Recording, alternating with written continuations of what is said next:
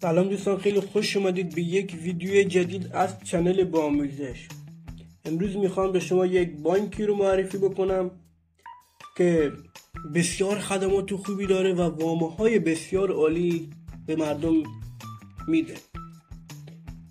قبل از اینکه این بانک به شما معرفی بکنم، ممنون میشم از چنل من حمایت کنید. یک لایک شما خیلی به من انگیزه میده تا ویدیوهای بهتری برای شما بسازم. بریم سراغ ویدیو.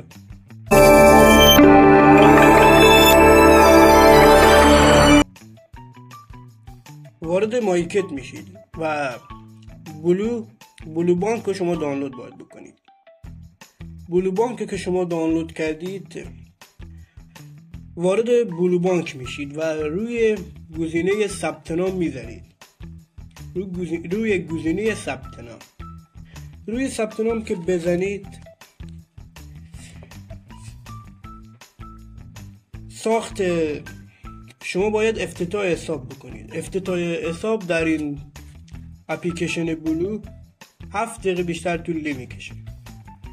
شما شماره تلفنتون رو وارد میکنید و یک کدی به شماره شما میاد، کد رو وارد میکنید. در قسمت بعد کد ملیتون رو وارد میکنید و در قسمت 4 تاریخ تولدتون، قسمت 5 یک رمز برای خودتون اینجا باید بذارید. یک رمز برای خودتون درست میکنید، اینجا یک رمز میذارید و در قسمت 6 باز شما باید یا کارت ملی هوشمنددارم رو بزنید که اگه داشته باشین، یا شناسنامه و کد رأیگیری. یکی از این دوتا رو باید شما بزنید و در قسمت 7 باید یک ویدیویی از خودتون بگیرید و این متنی که این زیر نوشته رو شما باید به زبان بیارید. و در قسمت 8 شما باید اطلاعات هویتیتون از بلو تایید بشه. وقتی که تایید بشه، شما میتونید کارت بلو رو درخواست بدید برای خودتون و از خدمات این بانک استفاده کنید. انتقال وجه داره و شارژ و اینترنت. از قسمت کد معرف دوستان، اگر کد معرف رو وارد کنید، هم 100 تومن به شما میده و هم 100 تومن به من.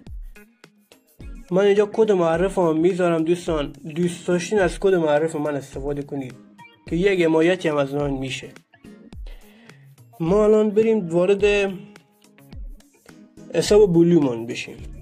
وارد حساب بلو میشیم و وارد بلو که بشیم، با چنین صفحه‌ای روبرو میشیم و این هم دوستان دعوت دوستانتون است که شما میتونید دعوت کنید و هم 100 تومن شما برنده بشین و هم 100 تومن دوستانی دیگه تون که کد معرفتون رو زده. بعد از قسمت وام، روی وام میزنید.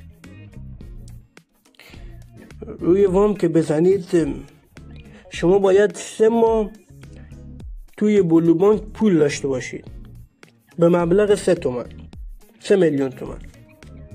و از این قسمت شما میتونید باز پرداختتون رو انتخاب کنید. میخواید 3 ماهه بدید یا مثلا 6 ماهه، یا 6 میلیون و 500 تومن میخواید وام، یا حتی 10 تومن. و اگر این وام شما بگیرید و به موقع پرداخت کنید، وام